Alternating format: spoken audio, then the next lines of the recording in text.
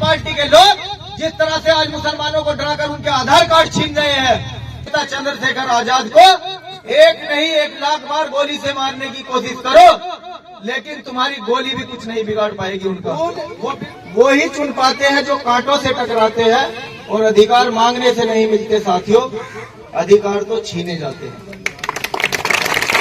हम धर्म के बिना जिंदा रह सकते हैं, हम जाति के बिना जिंदा रह सकते हैं, हम 2-3 दिन खाना खाए बिना भी जिंदा रह सकते हैं, लेकिन अधिकारों के बिना हम एक दिन भी जीवित नहीं रह सकते। ये बात मेरी ध्यान रखना आप सब लोग।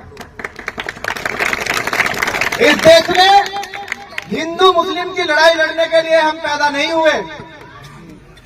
इस देश में हिंदू और मुस्लिमों का जो दंगा फसाद होता है, उस दंगे में बलि का बकरा हमें बनाया जाता है। हम बलि का बकरा बनने के लिए पैदा नहीं हुए, हम इस देश पर राज करने के लिए, शासन करने के लिए पैदा हुए। ये डॉक्टर बाबा साहब अम्बेडकर और संत शिरोमणि सदगुरु रविदास महाराज 600 साल पहले कह करके गए, लेकिन हमने उन बातों को ध्यान में नहीं रखा और हम लोग फिर से मनुवाद की चपेट में आकर के मानसिक गुलाम बन गए।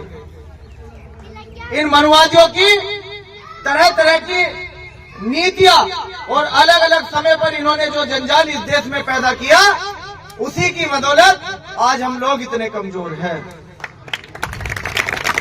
4-4 बच्चों की कुर्बानी डॉक्टर बाबा साहब अम्बेडकर ने दी, ये सबको पता है, सबने सुना है, लेकिन ये कोई नहीं जानता होगा यहाँ बैठे हुए 4-5 लोगों को छोड़ करके कि बाबा साहब अम्बेडकर के सामने ऐसी कौन सी मजबूरी थी कि उनके बच्चे मरते रहे, लेकिन उन्होंने इलाज नहीं कराया अपने बच्चों का।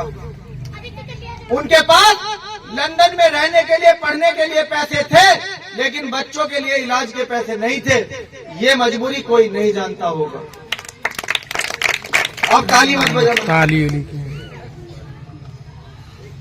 आपके बच्चे जो यहाँ नीचे बैठे हैं, इन बच्चों को अच्छे कपड़े मिल सके, इन बच्चों को पढ़ने के लिए अच्छे स्कूल मिल सके, जो हमारे गले में हांडी और पीछे झाड़ू हुआ करती थी वो खुल जाए, सार्वजनिक कुओं से हम लोग भी पानी पी सके, जिस कुएं से कुत्ता बिल्ली गाय पानी पीती है। दलित समाज के लोगों को उस कुएं में पानी पीने का भी अधिकार नहीं था, और वो दलित सिर्फ इस देश के जाटव नहीं थे। ये सैनी, पाल, प्रजापति, कश्यप, ये जाट, गुजर, ये तमाम लोग जो ब्राह्मण, बनिया और ठाकुर को छोड़कर जितने भी इस देश के रहने वाले बासिंदे थे, वो तमाम पिछड़ी जाति के लोग, शूद्र लोग थे। उन तमाम लोगों को कोई अधिकार नहीं था। उनको अधिकार दिलाने का काम डॉक्टर बाबा साहब अम्बेडकर ने किया। उनके सामने ये मजबूरी थी कि आज मेरे 4 बच्चे अगर कुर्बान भी हो गए तो मुझे कोई दुख नहीं, मेरे लाखों करोड़ों बच्चों को आजाद कराने की लड़ाई जो मैंने अपने सिर पर बीड़ा उठाया, इसे पूरा करूंगा। और वो करके गए, संविधान बनाया, हमें तमाम अधिकार दे करके गए, और सबसे खास अधिकार वोट डालने का अधिकार। जो अधिकार हमें मिले, उन अधिकारों को सुरक्षित कैसा रखा जाएगा, वो हमारा वोट तय करेगा। हमारी बहन बेटियों की इज्जत आबरू कैसे बचेगी, ये हमारा वोट तय करेगा। हमारे बच्चे नीचे ना बैठ करके कुर्सियों पर कैसे बैठेंगे, पढ़ लिख कर ये मजदूरी ना करे, अधिकारी और कर्मचारी, डॉक्टर, इंजीनियर कैसे बनेंगे, वो अधिकार डॉक्टर बाबा साहब अम्बेडकर दे करके गए। वोट का अधिकार सबसे बड़ा और ताकतवर अधिकार है, जिसे आप वोट दोगे वो अगले 5 साल आपके बच्चों के लिए, आपके लिए, क्षेत्र के लिए, देश के लिए क्या करेगा, ये आपका वोट तय करेगा। अगर सही आदमी को दोगे तो आपके अधिकार सुरक्षित रहेंगे, अगर गलत आदमी को दोगे तो जो अधिकार बाबा साहब अम्बेडकर ने दिलाए वो अधिकार भी हमसे छीन लिए जाएंगे। एक एक करके हमारे अधिकारों पर डाका डाला जा रहा है। भारतीय जनता पार्टी के लोग झूठा ढोंग करते हैं, हिंदू मुस्लिम का नाटक रचते हैं। हमें नहीं मतलब हिंदू मुस्लिम में कितने लोग मरे और कितने लोग जिएंगे, हमें मतलब है कि इस देश की एकता और अखंडता कैसी बने रहेगी। इस देश में रहने वाले सभी जातियों और धर्मों के लोग एक धागे में पिरोकर कैसे रहेंगे, हमें इस बात से मतलब है। डॉक्टर बाबा साहब अम्बेडकर का संविधान हमें यही सिखलाता है कि इस देश में रहने वाला प्रत्येक नागरिक भारत का मूल निवासी है, भारत का बासिंदा है। तमाम लोग एक दूसरे से जुड़ करके रहे, भाईचारा बना करके रहे। हमें भाजपा और कांग्रेस पर भरोसा नहीं है, उनके नेताओं पर भरोसा नहीं है। वो कहते कुछ है और करते कुछ है। आज आपके गांव में आएंगे, आपके बीच हाथ जोड़कर पैर पकड़कर वोट ले लेंगे, लेकिन जब काम का नंबर आएगा, आपके बच्चों के अधिकारों का नंबर आएगा, इनकी शिक्षा चिकित्सा का नंबर आएगा, तो वो पल्ला झाड़ लेंगे। उनके बच्चे पढ़ेंगे अमेरिका और इंग्लैंड में, उनके बच्चे नौकरी करेंगे डीएम और कलेक्टर की, हमारे बच्चे उनके यहाँ नौकरियां करेंगे, उनके घरों में खेत खलिहानों में काम करेंगे। हमारे बच्चे सरकारी स्कूल में पढ़कर खिचड़ी और दलिया भात खाएंगे। हमारे बच्चे दंगे के समय उनकी गोलियां और लाठियां खाएंगे, मुकदमे झेलेंगे। वो अपने बच्चों को इंग्लैंड भेजेंगे, हमारे बच्चे भारत में पीटेंगे। ये उनकी रणनीति है, यही उनकी चाल नीति है। आपको समझना चाहिए, आज भी समय है, अभी हमारा कुछ नहीं बिगड़ा, अभी संविधान जिंदा है। अभी संविधान को बचाने वाले, संविधान के लिए लड़ने वाले, जान देने वाले हम जैसे हजारों लाखों लोग इस देश में जिंदा है। लेकिन अगर हम ही ना रहे फिर क्या होगा? जब संविधान नहीं था तो किसी के पास पक्के मकान नहीं थे। बताओ किसके पास 70 साल पहले किसके पास जाटव समाज के यहाँ हवेली थी? किस सैनी पाल प्रजापति कश्यप के पास हवेली थी यहाँ? बताओ मुझे। पूरे देश में घूम के देख लो, किसी के पास पक्के मकान नहीं थे।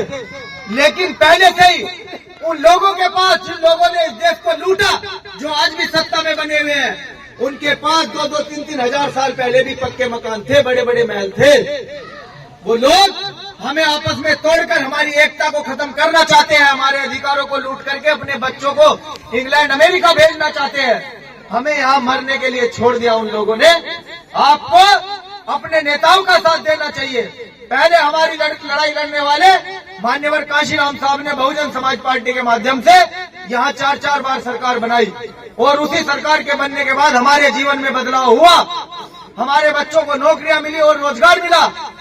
लेकिन पिछले 7-8-10 सालों से उसी पार्टी के नालायक नेता न अपने समाज के बीच जाते हैं, न दूसरे समाज के बीच जाते हैं, न लोगों को जोड़ने का काम करते हैं। बस उनका एक ही काम है कि टिकट बेचो और पैसा कमाओ। उन लोगों ने हमारे समाज को और कमजोर से भी और ज्यादा कमजोर कर दिया। उसी कमजोरी को खत्म करने के लिए जो गुलामी आज मनुवाद हमारे पैरों में जकड़ना चाहता है, जिन जंजीरों को, उसी जंजीरों को काटने के लिए, इन गुलामों को आजाद कराने के लिए चंद्रशेखर आजाद ने आजाद समाज पार्टी का गठन किया।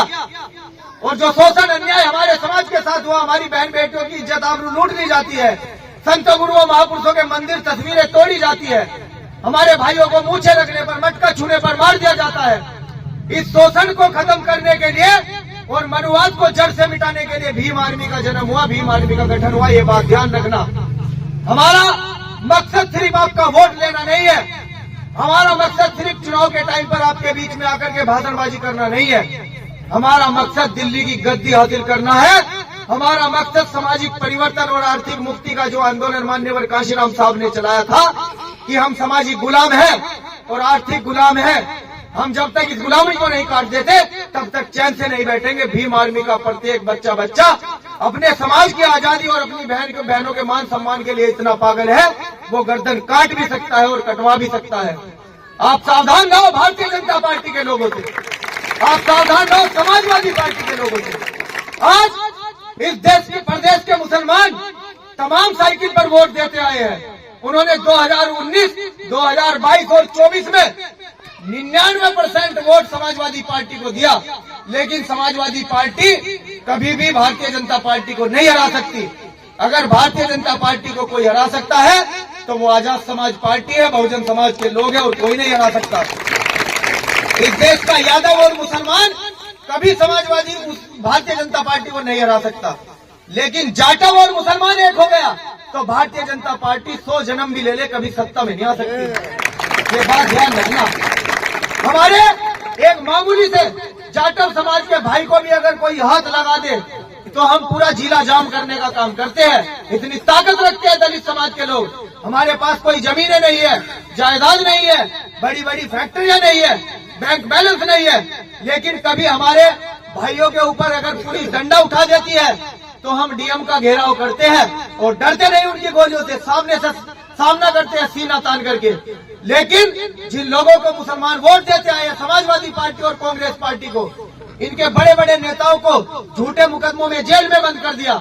इनके बड़े बड़े नेताओं की खुलेआम पुलिस ने एनकाउंटर के नाम पर हत्या कर दी।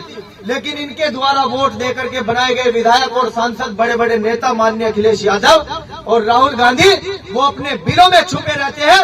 मुसलमान मरता है, पीटता है, लेकिन अखिलेश यादव और राहुल गांधी बाहर नहीं निकलते हैं। आज अगर कोई बाहर निकलता है मुसलमानों के लिए भी तो वो चंद्रशेखर आजाद है। इस देश के मुसलमानों को भी ये याद रखना चाहिए, अगर तुम्हें कोई इस देश में बचा सकता है, जब तुम्हें इस देश से निकाला जा रहा था और अधिकारों की बात आई तो डॉक्टर बाबा साहब अम्बेडकर ने संविधान में आपके भी अधिकार सुरक्षित रखे। इस देश में जितना अधिकार इस देश के हिंदुओं का और दलितों का है, पिछड़ों का है, उतना ही अधिकार इस देश के मुसलमानों का भी है। जितनी धनधरती संपत्ति इस देश में मुसलमानों के पास है, अगर उसके बराबर 10% भी संपत्ति हम दलित समाज के लोगों के पास होती तो ये भारतीय जनता पार्टी के लोग जिस तरह से आज मुसलमानों को डराकर उनके आधार कार्ड छीन रहे हैं, इनको डरा करके पुलिस ले जाती है, थाने बिठा करके और साइलेंट करके मुसलमानों को कहती है कि वोट मत डालना वरना मुकदमे लगा देंगे। हम नहीं डरते इनके मुकदमों से। हमने इनकी जेलें भी देखी, इनके लठ में दम भी देख लिया, इनके मुकदमे भी देख लिए, इनकी गोली भी देख ली। पता है ना, 4-4 गोलियां चलाई चंद्रशेखर आजाद को, कुछ नहीं बिगाड़ पाई, क्योंकि इन माताओं का, बहनों का, बच्चों का और बुजुर्गों का आशीर्वाद और दुआ चंद्रशेखर आजाद के साथ है। कुछ नहीं बिगड़ेगा उसका। गरीबों की आवाज उठाने वाले, हकों की बात करने वाले, मजलूमों को न्याय दिलाने वाले, अन्याय के खिलाफ लड़ने वाले नेता चंद्रशेखर आजाद को एक नहीं 1 लाख बार गोली से मारने की कोशिश करो, लेकिन तुम्हारी गोली भी कुछ नहीं बिगाड़ पाएगी उनका। वो बिरसा मुंडा की औलाद है, वो डॉक्टर अम्बेडकर का खून है, सतगुरु रविदास महाराज के वंशज है। इसलिए हम लोग नहीं डरेंगे इनके जुल्म से, इनकी पुलिस से, इनकी जेल और गोली से, इनके मुकदमों से। हम लोग सिर्फ अपने समाज के हक अधिकारों के लिए लड़ना जानते हैं, पीछे हटना नहीं जानते। हमने कई बार ये समाज को भी एहसास कराया है और शासन प्रशासन को ये दिखाया है कि जब जब हमारे अधिकारों पर तुम पीछे के दरवाजे से वार करोगे, सीना तानकर बहुजन समाज के हम जैसे योद्धा तुम्हारा सामना करेंगे, तुम्हें झुकाकर घुटनों में लेकर के आएंगे। हमने कई बार दिखाया है इनको। तो आप तमाम मेरी माताओं, बहनों, मेरे नौजवान साथियों, बुजुर्गों, हमसे पहले यहाँ और भी पार्टियों के लोग आए होंगे, हमसे बाद में भी आएंगे, लेकिन ये चुनावी बरसाती मेंढक है। जब चुनाव होगा तब आपके बीच में आएंगे। जब हमारे समाज को मध्य प्रदेश में हमारी बहन की इज्जत लूट ली जाएगी, या हमारे गुरुओं का, रविदास संत का मंदिर दिल्ली में तोड़ा जाएगा, या मुरादाबाद में मिलक में, रामपुर मिलक में डॉक्टर अम्बेडकर के बोर्ड को लिखने के लिए हमारे जाटव समाज के भाई को गोली मारकर उसकी हत्या की जाएगी, तब ये लोग हत्यारों के पक्ष में खड़े होंगे, आपके पक्ष में नहीं खड़े होंगे। आपके पक्ष में आपके बच्चे, हम भीम आर्मी के लोग खड़े होंगे। इसलिए आने वाली 20 तारीख को बैलेट पेपर में जो मशीन में हमारा केतली का निशान है वो 4थे नंबर पर है, उसे इतना दबा दो, दलित और मुस्लिम मिलकर इतना दबा दो कि गिनती के समय केतली पहले नंबर पर आए और हाजी चांद बाबू विधायक बन जाए।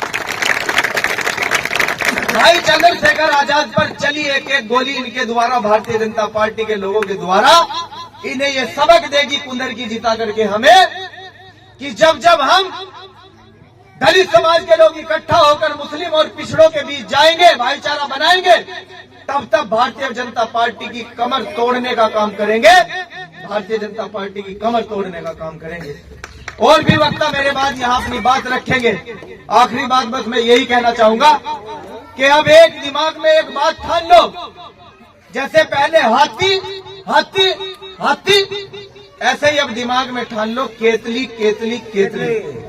चंद्रशेखर आजाद जैसा नेता न था, न है, न आएगा। सदियों बाद मसीहा हमारे बीच आया है। उस मसीहा को ऐसे बर्बाद मत होने दो, उस मसीहा को आबाद कर दो, उसके कंधों को मजबूत कर दो, उसकी टांग खींचने की बजाय उसका हाथ पकड़कर खींचने का काम करो। इस देश के हुक्मरान बन जाओ। जय भीम, जय भारत, जय संविधान। बहुत बहुत